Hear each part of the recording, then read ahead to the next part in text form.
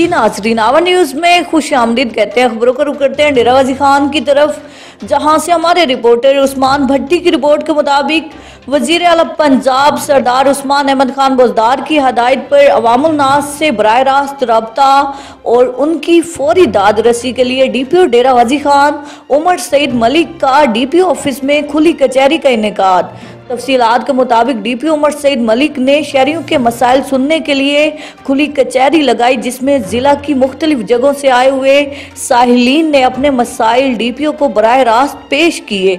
DPO डेरा गाजी खान ने further शहरियों के मसाइल सुने और उनको दरपेश मसाइल के हल के लिए मौका पर ही मुतल्लिका ऑफिसरान को अहकामात जारी किए। इस मौका पर DPO उमर सईद मलिक का कहना था कि फौरी इंसाफ की फराहमी और मेरिट उनकी अवलिन तरजीह में शामिल है। मेरे दरवाजे अवामुल नास के लिए हर वक्त खुले हैं।